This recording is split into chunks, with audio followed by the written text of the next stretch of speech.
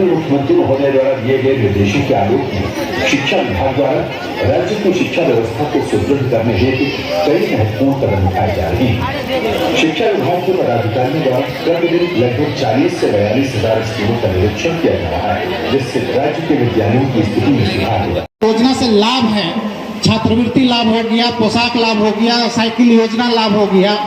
वो कोशिश यही रहता है कि आप लोगों को सभी लाभ मिल सके और उसका आप लोग लाभ उठा सके।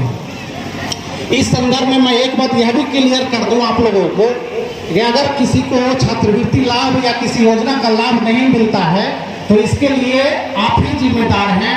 मान लीजिए अगर किसी छात्र छात्रा का उपस्थिति या स्कूल में 75% से कम है तो वैसी स्थिति में लोगों को लाभ नहीं मिल पाता है। तो अभिभावक भी यहाँ बैठे हुए हैं, हम उनसे अनुरोध करेंगे कि आप लोग भी अपने स्तर से छात्र छात्राओं को स्कूल भेज सके ताकि उनकी उपस्थिति सुनिश्चित हो सके और योजना का लाभ मिल सके।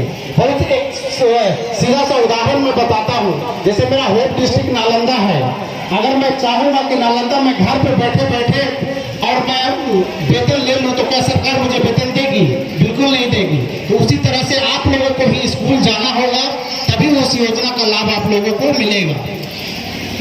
10th के बाद या 12th के बाद ऐसा देखा जाता है कि बहुत सारे लड़के लड़कियां बेरोजगार हो जाते हैं, कुछ समझ में नहीं आता है कि क्या हर महीने 2 साल तक यानी टोटल 24,000 रुपये उस छात्र छात्राओं को उपलब्ध कराया जाता है, प्रोत्साहन राशि के रूप में दिया जाता है ताकि वो अपने आप को स्थापित कर सके और आगे अपनी पढ़ाई जारी रख सके। और सभी छात्र छात्राएं, प्रिंट एवं इलेक्ट्रॉनिक मीडिया के साथियों, सभी का हार्दिक स्वागत करते हैं।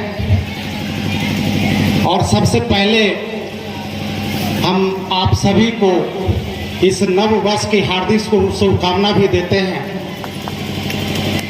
आज इस शिक्षा संवाद कार्यक्रम में जो पूरे बिहार राज्य में हर जिले में इस कार्यक्रम का आयोजन किया जा रहा है, उसके बारे में आप लोगों को बहुत विस्तार से बताया गया। फिर भी मैं ब्रीफ में एक बार बता दूं आप लोगों को कि इस शिक्षा संवाद आयोजित करने का औचित्य क्या है, इसका उद्देश्य क्या है। तो शिक्षा संवाद आयोजित करने का उद्देश्य यही है कि सरकार द्वारा जितनी भी शिक्षा विभाग से संबंधित योजनाएं चलाई जा रही है उसके बारे में आप लोगों को कैसे अवगत कराया जाए। प्रायः ऐसा देखा जाता है कि जितनी भी योजनाएं चल रही है, सरकार द्वारा चलाई जा रही है, उससे आप लोग अवगत नहीं हो पाते हैं और उसका लाभ नहीं ले पाते हैं। तो इस संवाद कार्यक्रम का मुख्य उद्देश्य यही है कि सभी छात्र छात्राओं को भी अवगत कराया जाए, साथ ही साथ उनके अभिभावकगण को भी अवगत कराया जाए कि कौन सी योजनाएं चल रही है और उस योजना का कैसे सभी को लाभ लेना है। यही प्रमुख उद्देश्य है इस संवाद कार्यक्रम का। सरकार का यह प्रयास होता है कि बच्चा जैसे ही जन्म लेता है तो जन्म से ही उस बच्चे को कैसे सारी योजनाओं से आच्छादित किया जा सके, उस योजनाओं से लाभान्वित किया जा सके, यह प्रयास शुरू से ही रहता है। और इसी क्रम में जब बच्चा जन्म लेता है तो आंगनबाड़ी केंद्र की स्थापना की गई ताकि बच्चे नियरेस्ट नज़दीकी आंगनबाड़ी केंद्र में जाएं और जो भी योजनाएं चल रहे हैं उसका लाभ ले सकें।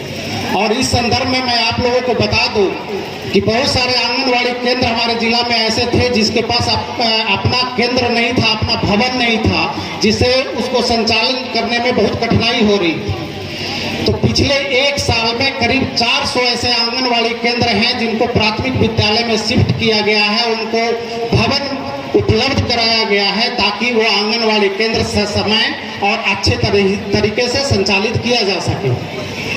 उसके बाद प्रयास होता है कि जैसे ही बच्चे का उम्र जो है 5 साल या 6 वर्ष हो जाए तो उसी विद्यालय में उसका वर्ग 1 में उसका नामांकन हो जाए और उसकी आगे की शिक्षा चलती रहे, यह प्रयास रहता है।